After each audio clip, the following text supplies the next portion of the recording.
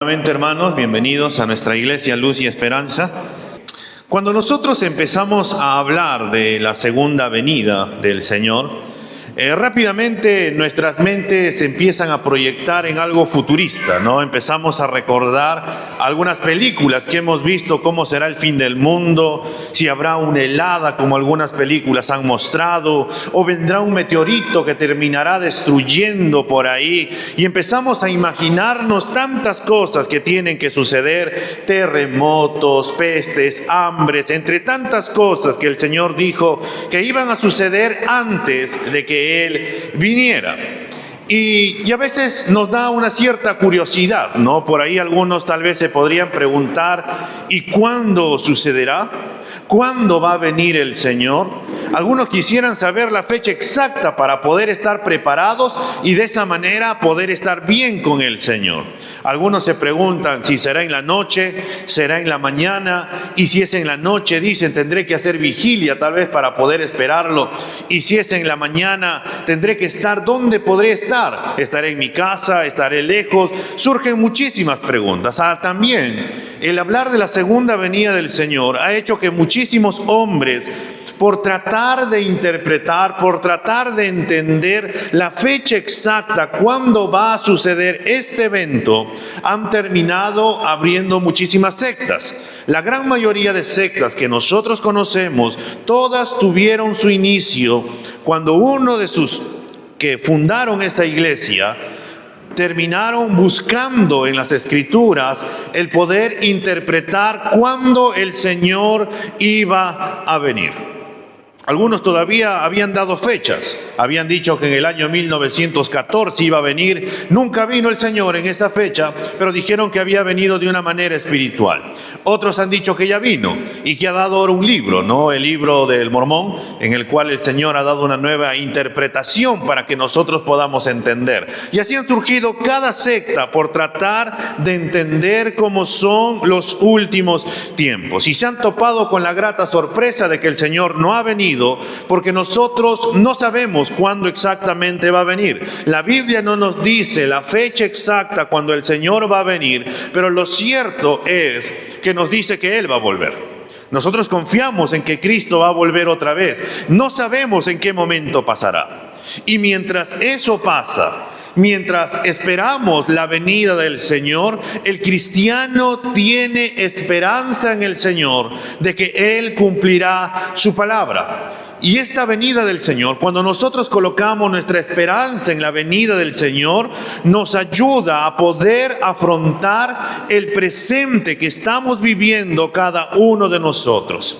Y esta esperanza que tiene el cristiano de que Cristo va a volver otra vez, también tiene muchas implicaciones en nuestra vida, porque repercute en la forma como estamos viviendo todos los días.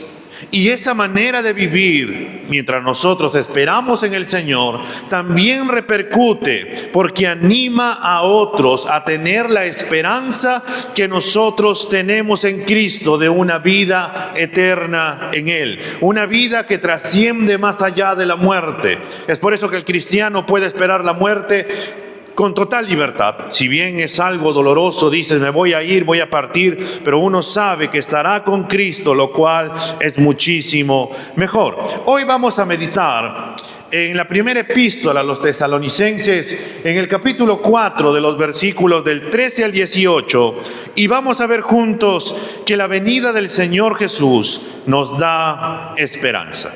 Este es el título de nuestro compartir en esta mañana. La venida del Señor Jesús nos da esperanza. Y está basada en 1 de Tesalonicenses, el capítulo 4 de los versículos del 13 al 18. Ahí buscamos nuestras Biblias. 1 de Tesalonicenses, el capítulo 4 de los versículos del 13 al 18.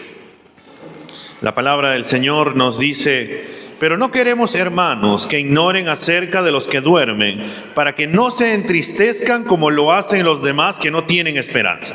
Porque si creemos que Jesús murió y resucitó, así también Dios traerá con Él a los que durmieron en Jesús. Por lo cual les decimos esto por la palabra del Señor, que nosotros, los que estemos vivos y que permanezcamos hasta la venida del Señor, no precederemos a los que durmieron. Pues el Señor mismo descenderá del cielo con voz de mando, con voz de arcángel y con la trompeta de Dios, y los muertos en Cristo se levantarán primero. Entonces nosotros, los que estemos vivos y permanezcamos, seremos arrebatados juntamente con ellos en las nubes al encuentro del Señor en el aire, y así estaremos con el Señor siempre. Por tanto, confórtense unos a otros con estas palabras. Vamos a orar. Señor, en esta mañana nos acercamos nuevamente ante tu trono de la gracia para poder pedirte, Señor, que seas tú hablándonos en esta mañana, que seas tú guiándonos, que seas tú animándonos, que seas tú llevándonos, Señor, a toda verdad, y que podamos, Señor, encontrar lo que tú quieres hablarnos a cada uno de nosotros de manera particular, Señor, y que podamos colocar nuestra esperanza en Cristo, Señor, y poder entender de que tú vuelves pronto y que, Señor, estaremos contigo también por toda la eternidad. Háblanos, Señor, por medio de tu palabra. Te lo pedimos en el nombre de Cristo Jesús. Amén y amén. Podemos sentarnos, hermanos. Algo que debemos de ser conscientes, hermanos, en primer lugar, es que la ignorancia de la venida del Señor nos hace perder la esperanza. Eso es lo primero que vamos a ver, que la ignorancia acerca de la venida del Señor nos hace perder la esperanza. Es por eso que Pablo inicia esta sección de su epístola diciéndole a los hermanos que ellos no quieren. Pues ellos le dicen, Pablo les está diciendo a los hermanos, hermanos, nosotros no queremos que ustedes ignoren. Hermanos, nosotros no queremos que ustedes estén en este momento ignorando, no teniendo este entendimiento acerca de esta palabra. ¿Quiénes no quieren que los hermanos de Tesalónica estén en ignorancia? Es Pablo, es Silas y es Timoteo. Ellos son creyentes amados por Tesalónica. Pablo y Silas fueron quienes fundaron la iglesia de Tesalónica. Silas y Timoteo habían sido quienes habían llevado a Pablo el reporte de cómo estaba la iglesia. Se nos dice en Hechos capítulo 17, el versículo 2, que Pablo y Silas estuvieron 3 semanas con ellos. Tú vas a encontrar en el texto que dice 3 días de reposo, es decir, 3 sábados estuvieron allá, es decir, 3 semanas se encontraron. Durante 3 semanas les compartieron la palabra, y ahora Pablo, junto con Silas y Timoteo, se encontraban en Corinto cuando Pablo les escribió del informe que les había llevado Silas y Timoteo en su rápido paso por Tesalónica.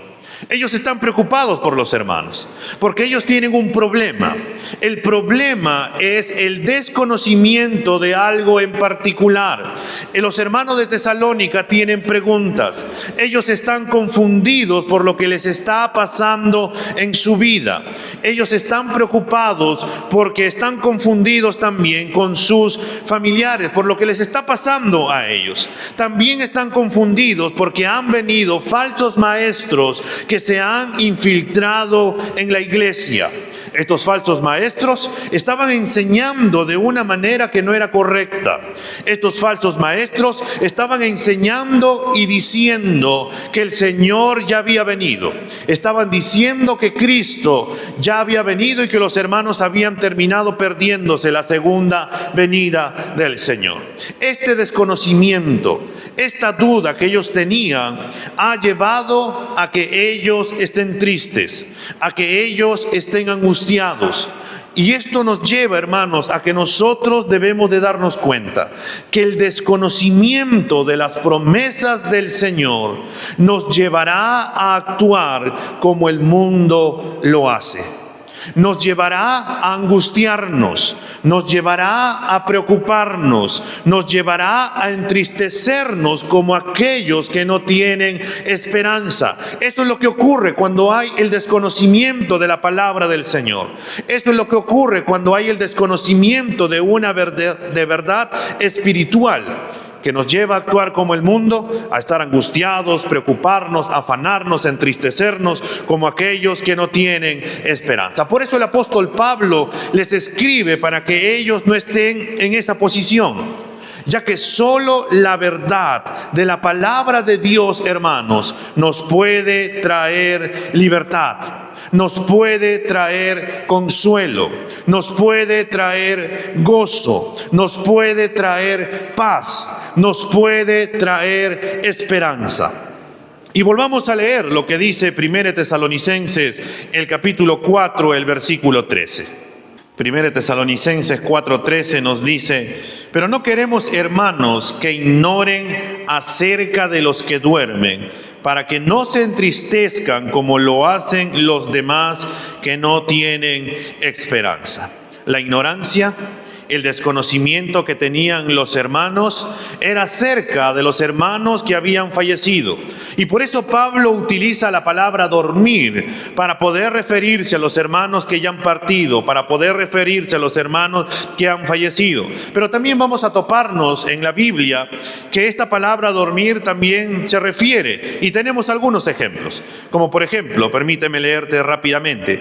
Daniel capítulo 12, el versículo 2 nos dice: y muchos de los que duermen en el polvo de la tierra serán despertados, uno para vida eterna y otros para vergüenza y confusión perpetua.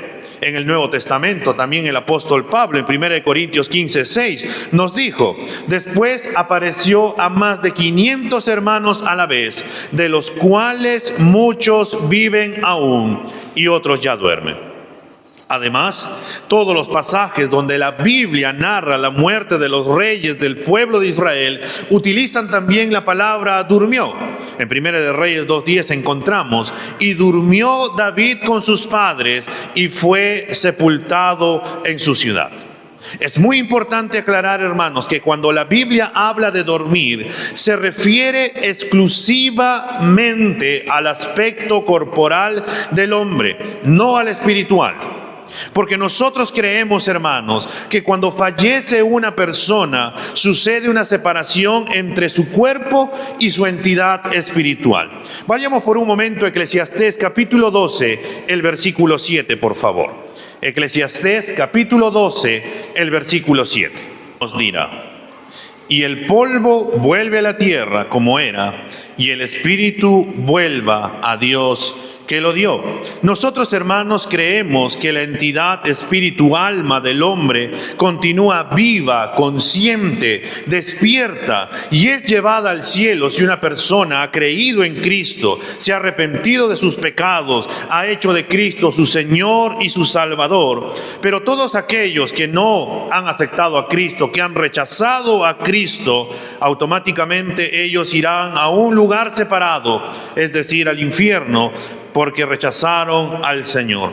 Podemos ver, hermanos, varios pasajes acerca de esto, como el episodio del rico y Lázaro, que nos narra esta separación. Lázaro está arriba en el seno de Abraham y el rico está allá en el Hades, como nos dice Lucas 16, de los versículos del 19 al 31. También podemos verlo con los mártires que nos narra Apocalipsis capítulo 6, de los versículos 9 y 10, y permíteme leerte. Cuando el Cordero abrió el quinto sello, vi debajo del altar las almas de los que habían sido muertos a causa de la palabra de Dios y del testimonio que habían mantenido. Clamaban a gran voz: ¿hasta cuándo, oh Señor santo y verdadero, esperarás para juzgar y vengar nuestra sangre de los que moran en la tierra? El cuerpo duerme, hermanos. El cuerpo se queda aquí en la tierra, mientras que el espíritu vuelve al Señor. Este texto nos quiere decir un detalle. Es que la muerte, hermanos, es algo que nos va a suceder a todos. Todos vamos a morir. Es una realidad, todos vamos a perecer. Claro, si el Señor vuelve hoy día mismo, tal vez en la noche, en la tarde, terminado el servicio, en plena prédica diríamos, entonces nosotros partiríamos con el Señor y estaríamos con Él por siempre y para siempre. Pero la realidad es que todos, hasta que el Señor vuelva, vamos a morir. Algo que hemos perdido, hermanos, y algo que en la sociedad se ha perdido y que dejamos de pensar es en que la muerte nos va a llegar a todos. E inconscientemente o conscientemente pensamos que somos eternamente físicamente, que somos eternos físicamente, y por ello olvidamos lo frágil que somos.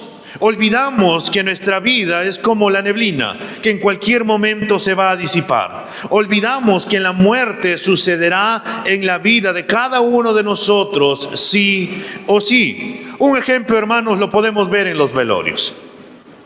Cuando los hijos o familiares no tuvieron una buena relación o estaban peleados con los hijos, o los hijos no buscaban a los padres o no los abrazaban, ¿acaso no podemos ver que empiezan un mar de lágrimas y empiezan a decir, pero ¿por qué te has ido? Oh, quisiera que estés aquí. Oh, cuánto hubiera querido el poder arreglar las cosas. Oh, hubiera llamado mejor muchas veces más a mi padre. O lo hubiera abrazado a mi madre. O hubiera dado esto de aquí y allá. Y ahí empezamos a lamentarnos. ¿Pero por qué? ¿Y por qué no lo hacemos mientras las personas están vivas?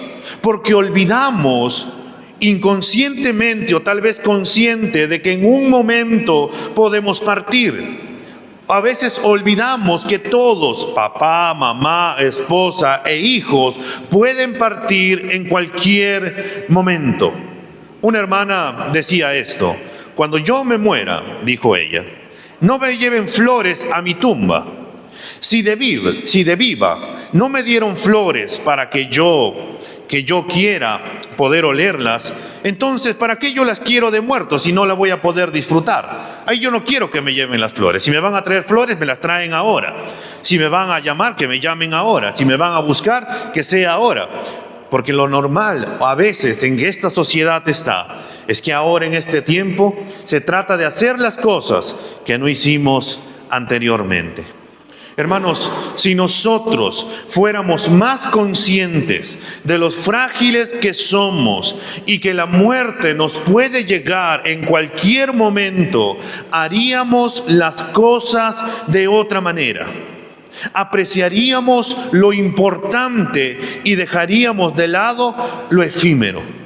Si fuéramos más conscientes de lo frágiles que somos y que la muerte nos puede llegar en cualquier momento, nos ayudaría a apreciar las cosas que son eternas. Nos enfocaría más en lo primordial.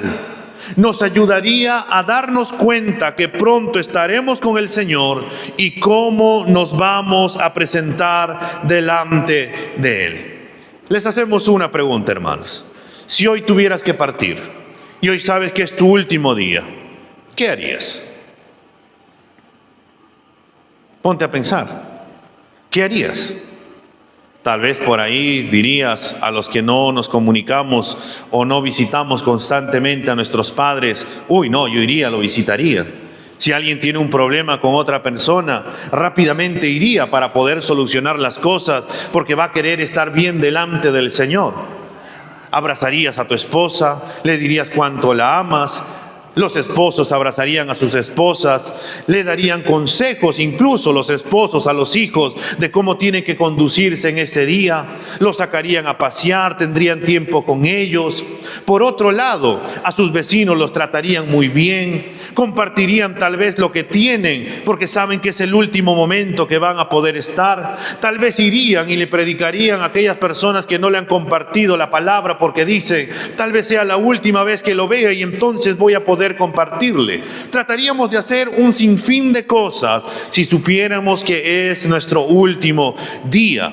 Si entendiéramos, hermanos, que somos frágiles y que la muerte nos puede llegar en cualquier momento, haríamos las cosas de otra manera. Apreciaríamos lo importante y dejaríamos de lado lo efímero. La palabra del Señor, hermanos, nos dice que la ignorancia acerca de la muerte tiene un efecto. Y este efecto es en cómo nosotros procesamos la muerte de otra persona. Por eso el versículo 13, la segunda parte, nos dice, para que no se entristezcan como lo hacen los demás que no tienen esperanza.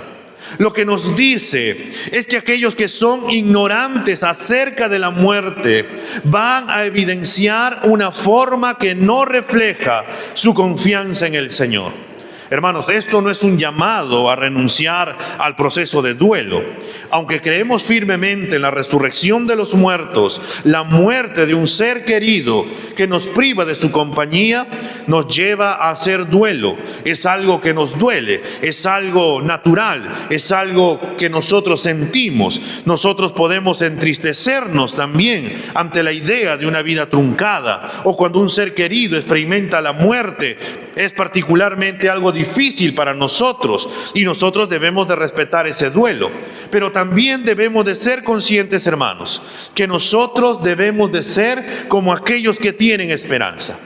Pablo, hermanos, no nos está sugiriendo que los cristianos no debemos de llorar cuando ocurre la pérdida de un ser querido, sino más bien que nosotros no deberíamos de llorar como los demás que no tienen esperanza. Algunos gentiles, hermanos, en aquel entonces creían en la vida después de la muerte. ¿Cómo así? Ellos decían que afirmaban que el cuerpo era la prisión del alma y que después de muerto el alma era libre. Es decir, el cuerpo se quedaba acá, el alma ahora gozaba de una nueva vida, el alma estaba muy bien, y entonces ellos también afirmaban que el alma o el espíritu terminaba yéndose a dos lugares. Si se había portado muy bien, terminaba yendo a un lugar donde iba a disfrutar de muchas cosas, o si había obrado mal, iba a terminar en un lugar de tormento. Ese era el pensamiento griego. Ese era el pensamiento en el cual los griegos empezaban a visualizar la muerte. Ellos no creían, ellos afirmaban y decían que el cuerpo no volvería a resucitar. Ellos decían que el cuerpo ya no tiene forma de cómo volver a la vida, porque el espíritu ya encontraba un lugar donde iba a habitar. Es por eso que Pablo va a seguir afirmando en cuanto a lo que él quiere decirlos en el versículo 14 de 1 Tesalonicenses 4, porque dice: porque si creemos que Jesús murió y resucitó, así también Dios traerá con él a los que durmieron en Jesús. La razón por la que los cristianos no deben entristecerse como los demás que no tienen esperanza es porque creemos que Jesús murió y resucitó. El antídoto en contra de la ignorancia, el antídoto en contra de aquello que desconocemos de la palabra del Señor es el Evangelio, es la obra de Jesucristo. Por ello, hermanos, la palabra del Señor nos dice que si tenemos fe, si creemos en la obra salvífica de Jesucristo, vamos a tener esperanza. ¿Por qué vamos a tener esperanza? Porque Dios cumplirá sus promesas, porque Dios cumplirá su palabra. Y al mirar a Dios, al mirar su palabra, nosotros podemos dejar la ignorancia y estaremos preparados para ese día cuando Cristo vuelva, y estaremos viviendo cada día de nuestra vida aquí en la tierra, sabiendo que en cualquier momento estaremos con el Señor. Amados hermanos, la muerte y resurrección de Cristo constituyen la creencia central de nuestra fe cristiana. La creencia en la resurrección de Cristo, como la resurrección general de los creyentes en los últimos días, es una parte fundamental de la fe cristiana. En 1 Corintios 15:14, Pablo nos dirá: y si Cristo no ha resucitado, vana es entonces nuestra predicación y vana también la fe de ustedes. Si Cristo no ha resucitado, entonces somos un montón de locos que nos reunimos a adorar a alguien que murió, que no resucitó, que no tiene poder. pero nosotros creemos que Jesucristo tiene todo el poder porque Él es Dios, porque Él resucitó, porque Él venció la muerte y por eso nosotros podemos tener esperanza. En la palabra de Dios podemos tener la evidencia de que Cristo resucitó, porque lo vieron los apóstoles, lo vieron los hermanos del Señor. El Señor también se le apareció a Pablo y también a más de 500 personas, como Pablo afirmó en 1 Corintios el capítulo 15, el versículo 6.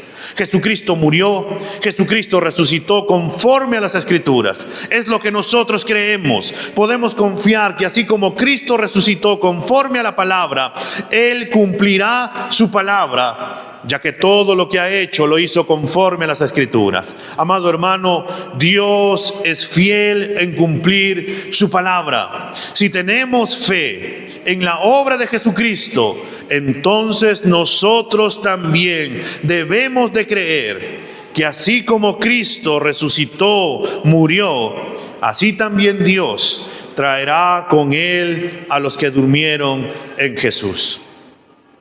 Si creemos que Jesucristo murió y resucitó, entonces, hermanos, lo lógico es que Dios traerá con Jesús a los que durmieron con Él. Por lo tanto, hermanos, no tenemos por qué entristecernos como los demás que no tienen esperanza. Jesucristo prometió a sus discípulos un lugar eterno diciendo en Juan capítulo 14, el versículo 2 y 3: en la casa de mi Padre hay muchas moradas. Si no fuera así, se lo hubiera dicho, porque voy a preparar un lugar para ustedes. Y si me voy y les preparo un lugar, vendré otra vez y los tomaré a donde yo voy, para que donde yo esté, allí también estén ustedes también. Todos los cristianos, hermanos, que han muerto, todos los cristianos que han fallecido en el Señor, que han fallecido creyendo, confiando en su amado Salvador, cuando Cristo vuelva otra vez, Él los traerá de nuevo y ellos resucitarán en el Señor. Porque recordemos, hermanos, que el cuerpo se queda aquí en la tierra, mientras que el espíritu, el alma, vuelve al Señor. Y por ello, hermanos, podemos tener la esperanza que en Cristo, cuando estemos mirando la muerte, nosotros podemos estar confiados que así como Cristo murió y resucitó, nosotros también algún día vamos a resucitar, vamos a ser levantados en Cristo Jesús.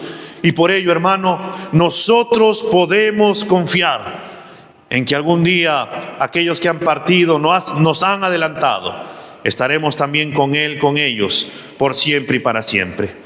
Amado hermano, la muerte no tiene poder sobre ti, porque un día la tumba será levantada y tu cuerpo será levantado en Cristo Jesús.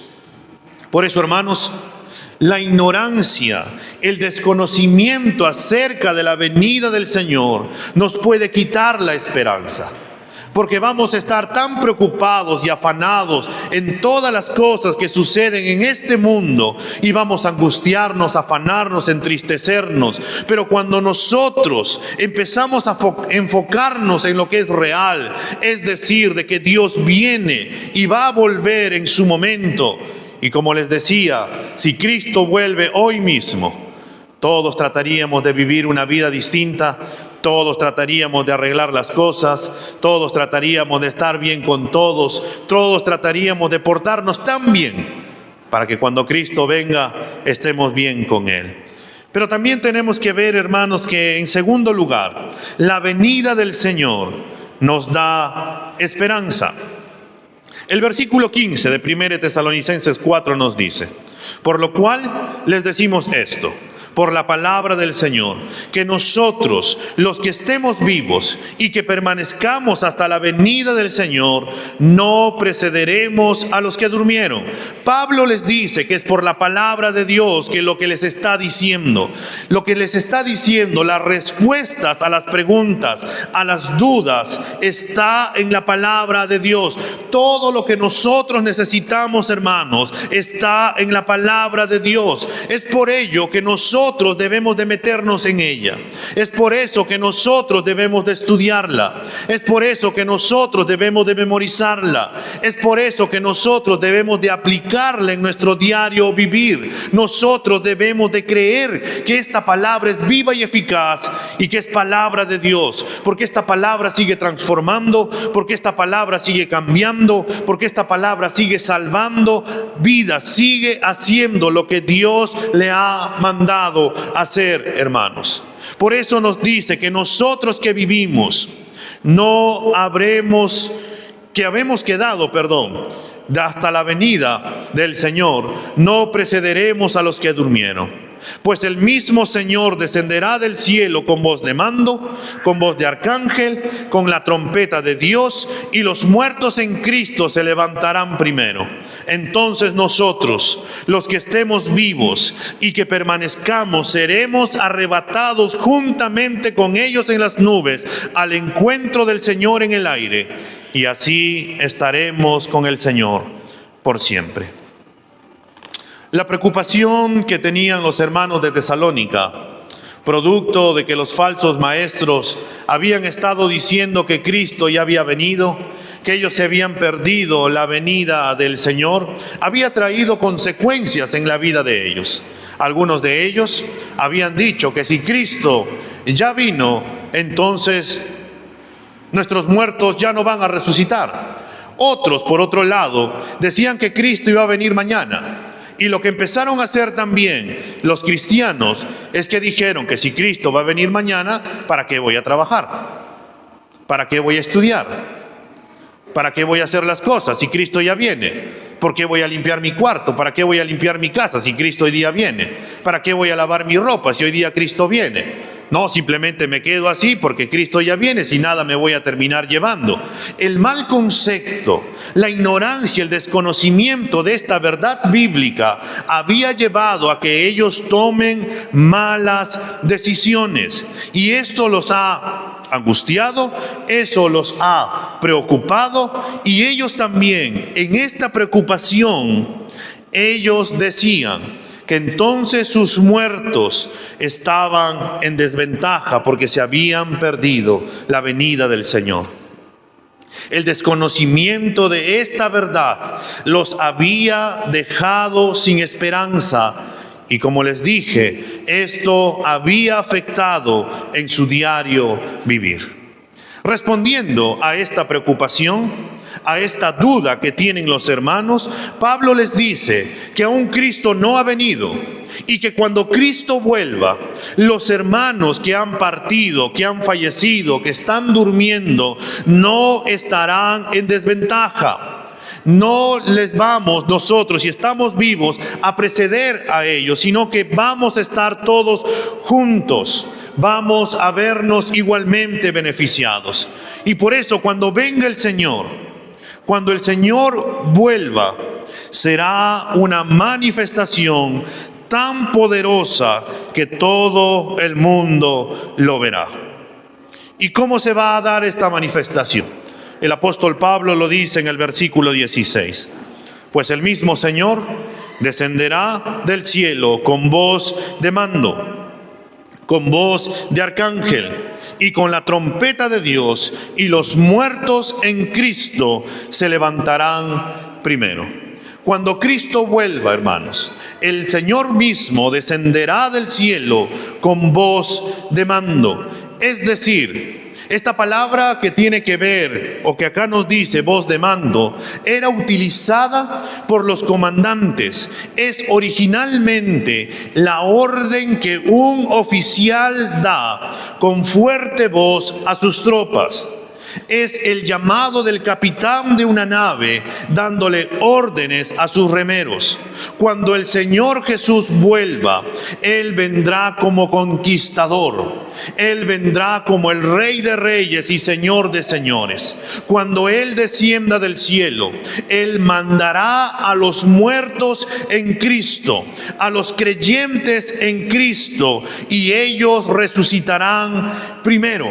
Porque al mandato del Señor que les diga, ustedes que están durmiendo, ustedes que han depositado su fe en Cristo, ustedes que han fallecido creyendo en Jesús, viviendo vidas piadosas, viviendo y haberse arrepentido de sus pecados, a ustedes les digo, levántense. En esos momentos los muertos se levantarán. Y Señor también nos dice, o un comentarista que se llama Hendriksen, que al dejar los cielos en su naturaleza humana, el Señor hace resonar su voz e inmediatamente las almas de los redimidos salen y se reúnen velozmente con sus cuerpos, los cuales así restaurados a la vida se levantan gloriosamente. Asimismo, película de ciencia ficción, todos los cuerpos se van a colocar, las almas, el espíritu vendrá sobre ellos y todos ellos van a resucitar. Lo segundo que nos dice, que será así con voz de mando, pero también nos dice con voz de arcángel y con la trompeta de Dios. Algo que debemos de mirar, hermanos, es que con voz de mando y con voz de arcángel son dos voces distintas. Una es la voz de Cristo, el conquistador, que con voz de mando llama a los creyentes, y la otra es la voz del arcángel que anunciará la venida del Señor. En otras palabras, es una voz destinada a llamar la atención. Esta palabra arcángel, hermanos, solamente se encuentran en dos pasajes en todo el Nuevo Testamento. Una de ellos es aquí, en este pasaje de 1 Tesalonicenses. Y el segundo pasaje se encuentra en Judas 1, el versículo 9, donde nos dice que ahí está el arcángel Miguel. Un comentarista dice, con voz de arcángel significa que Pablo claramente no designó a un arcángel específico. Incluso es posible que no se refiera a que un arcángel realmente dirá algo, sino simplemente que la voz que será pronunciada será una voz muy grandiosa, una voz de tipo arcángel. Pero a la voz también, a esta voz de arcángel le va a acompañar y con la trompeta de Dios. En el Antiguo Testamento, hermanos, el shofar era una trompeta hecha del cuerno de un carnero sacrificado, que se utilizaba con varios propósitos: para anunciar el sábado y otras observancias religiosas, para llamar también a los soldados a la batalla y también para advertir a la gente de un peligro inminente. En el monte Sinaí, una trompeta era una de las 4 señales, eran de truenos, relámpagos y una montaña humeante, que alertaron a la gente acerca de la presencia del Señor. Ahora en el Nuevo Testamento, las trompetas, hermanos, se utilizaban para llamar la atención sobre acontecimientos importantes. En su mayor parte, hermanos, las trompetas en el Nuevo Testamento se utilizan para señalar acontecimientos escatológicos, como la segunda venida del Señor, como el mismo Señor dijo en Mateo capítulo 24, el versículo 31, que cuando venga el Hijo del Hombre, enviará a sus ángeles con gran voz de trompeta, y reunirán a sus escogidos de los 4 vientos, desde un extremo del cielo hasta el otro. Pablo escribió acerca del sonido, hermanos, de esta última trompeta, en la cual los muertos serán resucitados de una manera incorruptible, como él lo dijo en 1 Corintios, el capítulo 15, el versículo 52. A la vez podemos encontrar en Apocalipsis con bastante detalle que nos habla acerca de las 7 trompetas que sonarán en los últimos días para poder anunciar una serie de cataclismos que van a caer sobre toda la tierra. Pero en esta carta de Tesalonicenses, Pablo dice, hermanos, que la trompeta de Dios será parte de las manifestaciones que es utilizada para señalar la venida del Señor. Esa trompeta, esa voz de arcángel, hermanos, será un evento donde todo el mundo lo escuchará. Y en ese momento, los muertos en Cristo resucitarán primero. Debemos, hermanos, de observar que no todos los muertos van a resucitar, sino solamente los muertos en Cristo, como se le denomina la primera resurrección. Es decir, aquellos que han hecho de Cristo el Señor de su vida, los muertos en Cristo, se levantarán al mandato del Señor. Y viene el versículo 17, un versículo que de una u otra manera ha sido un poco en debate, hermanos. Porque nos dice, entonces nosotros, los que estemos vivos y que permanezcamos, seremos arrebatados juntamente con ellos en las nubes al encuentro del Señor en el aire, y así estaremos con el Señor siempre. Cuando los que estuvieron, los creyentes que murieron en Cristo, hayan resucitado, los creyentes que hayamos quedado, si estamos vivos todavía cuando Cristo vuelva, todos juntos, los resucitados y también los que están vivos, ambos grupos serán arrebatados a las nubes al encuentro del Señor. Pero algo que debemos de dejar bien en claro, hermanos, es que el apóstol Pablo no está hablando acerca de un rapto, como muchos han tratado de interpretar, porque eso no es lo que nos dice el texto, sino que nos habla que nosotros seremos llevados a las nubes. Estas nubes tienen un significado. Están asociadas con la venida del Señor en majestad para castigar a los enemigos de los santos. Por lo tanto, hermanos, estas nubes tienen que ver con un tipo de juicio, porque vamos a encontrarnos con el Señor. Porque no va a haber un regreso a medios, como algunos dicen que va a suceder en este rapto, que el Señor va a venir, que nadie lo va a ver, que vamos a estar en las nubes y que el Señor nos va a llevar al cielo y no vamos a pasar la gran tribulación y entonces después vamos a volver con el Señor como si hubiera dos venidas a media. Eso no va a ocurrir. Lo que el texto nos dice es que nosotros nos vamos a encontrar con el Señor allá en las nubes. La palabra encuentro, hermanos, esta palabra donde vamos a encontrarnos con el Señor, era una palabra usada para dar la bienvenida a oficiales que se le ofrecía a un dignatario recién llegado. En otras palabras, es que cuando un grupo salía a recibirlo y se encontraban con este dignatario, y entonces le daban la bienvenida para que puedan volver.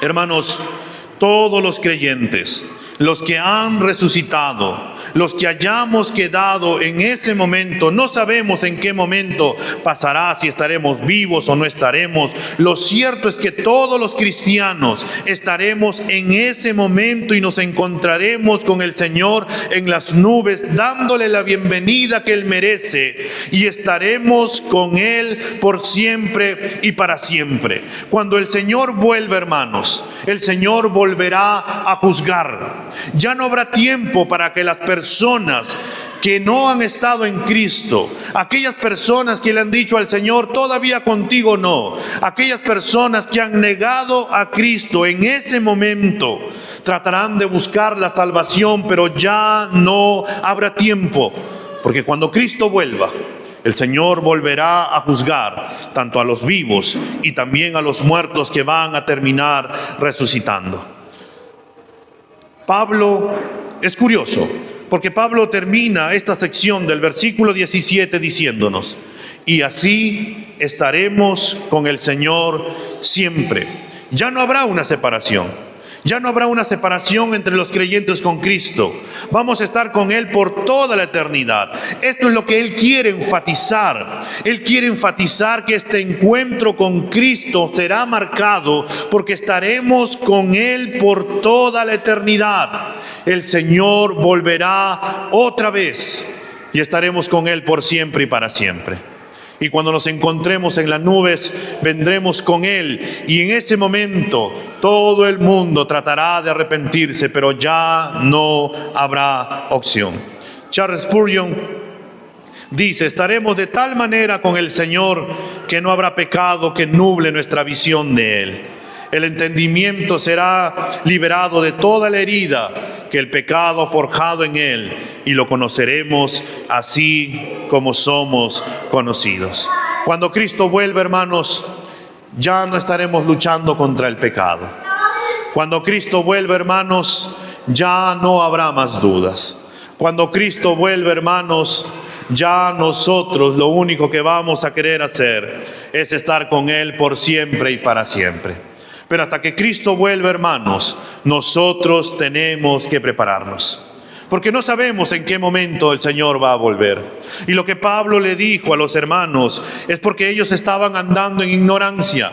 Ellos estaban andando en un desconocimiento acerca de los muertos que habían muerto en el Señor. Y Pablo les dice, ellos también van a resucitar. Y vamos a encontrarnos con el Señor por siempre y para siempre. Y Pablo les dice que la venida del Señor, hermanos, nos trae esperanza.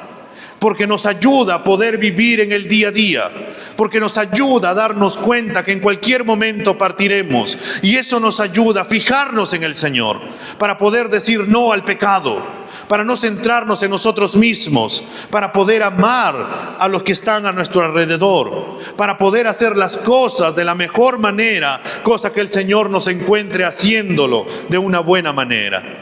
Hermanos, nosotros tenemos esperanza porque Cristo volverá y enjugará toda lágrima, donde ya no habrá más tristeza, ya no habrá más llanto, ya no habrá más dolor, ya no habrá más fatiga, ya no habrá más queja, porque solamente estaremos disfrutando del Señor.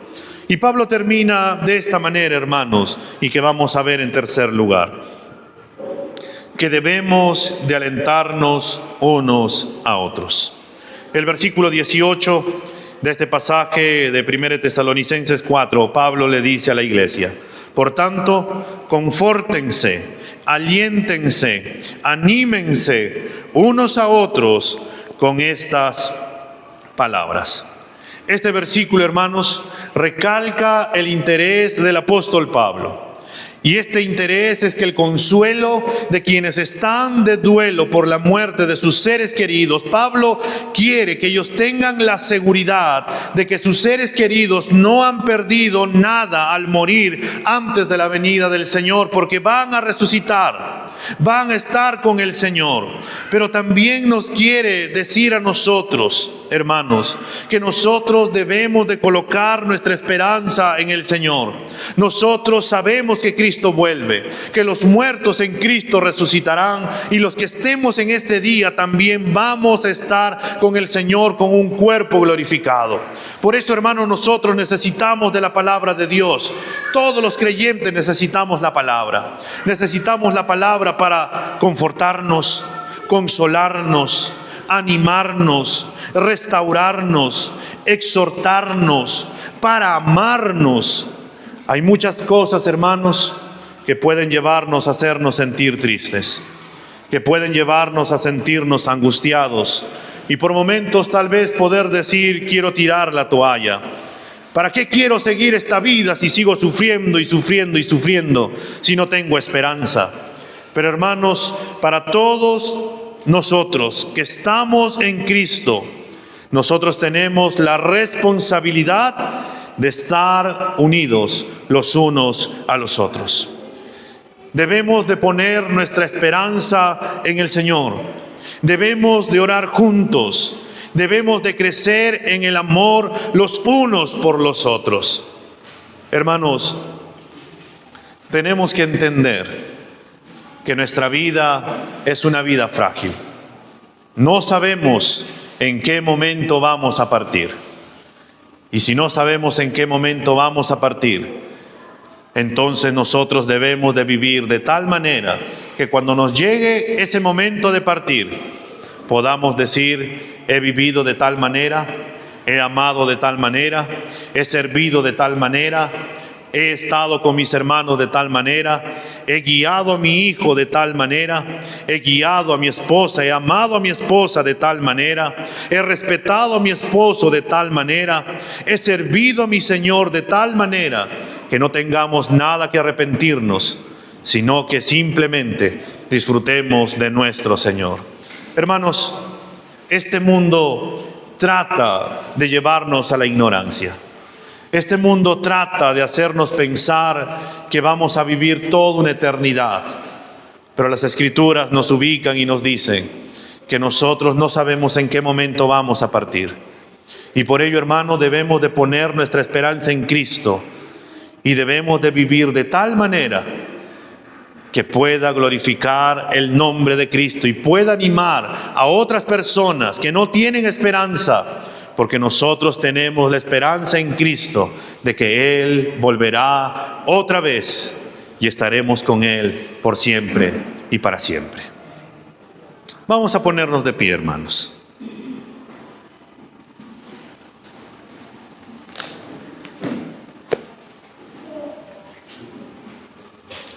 Algunos de nosotros es posible que estemos pensando en lo que vamos a hacer terminado este culto.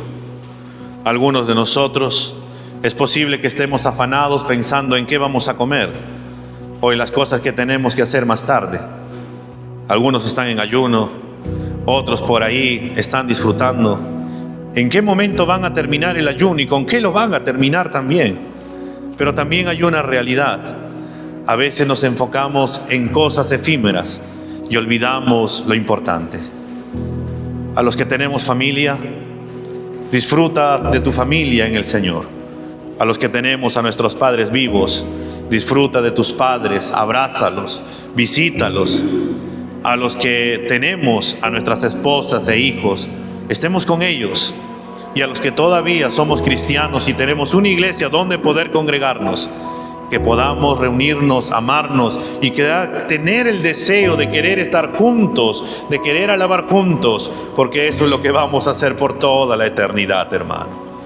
Nada de lo que este mundo nos ofrece nos vamos a poder llevar, solo todo lo que el Señor nos da y nos ofrece. Vamos a orar. Señor, en esta mañana estamos delante de tu presencia, Señor.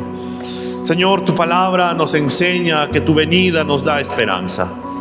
Señor, la ignorancia que tenía la iglesia de Tesalónica acerca de tu segunda venida les había hecho perder la esperanza, los había llevado a vivir como personas del mundo que no tienen esperanza, porque andaban angustiados, andaban tristes, andaban preocupados, andaban afanados, y también los había llevado a tomar decisiones donde ellos habían, Señor, perdido la cordura, donde ellos estaban viviendo como el mundo, se estaban metiendo en cosas, en chismes, en murmuraciones, estaban pecando deliberadamente, Señor. Y por eso tu palabra, Señor, que es viva y eficaz, que es el antídoto, Señor, ante toda la ignorancia, vino a traer, Señor, luz para ellos. Les dijiste, Señor, que nuestra vida es una vida efímera, es una vida pasajera, es algo frágil, que en cualquier momento vamos a partir. Y Señor, tú nos quieres mostrar que si bien vamos a partir en cualquier momento, debemos de vivir de tal manera, Señor, que glorifique tu nombre, Señor, y que podamos, cuando estemos contigo, Señor, reunidos, no haya nada en que podamos quejarnos, porque hemos vivido de tal manera, Señor, conforme a tu palabra. Señor, tu palabra nos enseña que aquellos, Señor, que han muerto, que están durmiendo en ti, algún día en su momento también van a resucitar, y que ellos, Señor, no es que van a estar lejos o van a demorarse, sino que cuando tú vuelvas todos juntos y permanecemos nosotros vivos, ellos van a resucitar. O si nosotros partimos y somos de los que duermen, Señor, también resucitaremos y estaremos con los que estén vivos, porque al sonar de tu voz de mando, cuando tú mandes, Señor, a tu iglesia a levantarse, que los muertos se levanten en Cristo, Señor, todos obedeceremos, Señor, y las almas volverán al cuerpo, y el cuerpo se levantará, y todos juntos estaremos contigo, Señor. Nos encontraremos en las nubes, Señor, ahí en ese encuentro.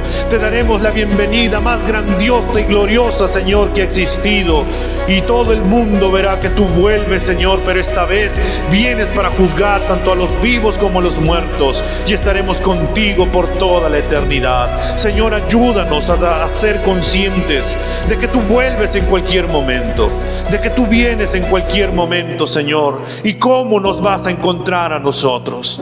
Señor, ayúdanos a entender que debemos de vivir de tal manera que cuando tú vuelvas, Señor, puedas decir de nosotros que somos siervos fieles, que hemos trabajado, Señor, en tu obra, que hemos amado como debimos de amar, que hemos sido obedientes a tu palabra como debimos de ser obedientes, que hemos dicho no al pecado, que hemos caminado en santidad, que hemos buscado, Señor, el amarnos los unos a los otros, el poder animarnos los unos a los otros, que hemos dejado de preocuparnos como el mundo se preocupa para poder, Señor, centrarnos en lo importante que eres tú, Señor.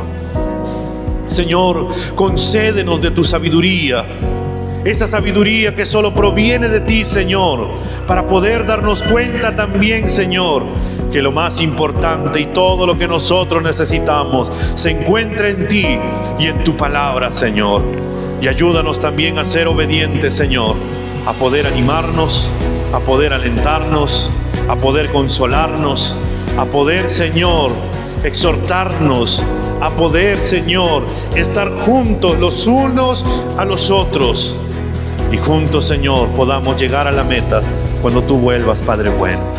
Señor, sácanos de nuestra comodidad, sácanos, Señor, de nuestro egocentrismo, que pensamos solamente en nosotros y dejamos de pensar en los demás. Ayúdanos, Señor, a poder orar los unos por los otros. Ayúdanos, Señor, a poder servirnos los unos con los otros y poner a tu disposición nuestros dones y talentos para la gloria y honra de tu santo nombre, Señor. Señor, ayúdanos también a no vivir como el mundo vive, que no tiene esperanza, sino a vivir como aquellos que tienen esperanza, sabiendo que tenemos un Dios fiel, que cumplirá su palabra y cumplirá sus promesas, y que todas ellas están a nuestra disposición. Consuela nuestros corazones, Señor, si estamos angustiados. Señor, anímanos si estamos desanimados. Señor, levántanos si estamos caídos. Señor, abrázanos si necesitamos, Señor, de un abrazo. Señor, tú eres el todo para nosotros. Y nosotros queremos, Señor, que tú sigas siendo el todo para nuestra vida y poder caminar en esa verdad.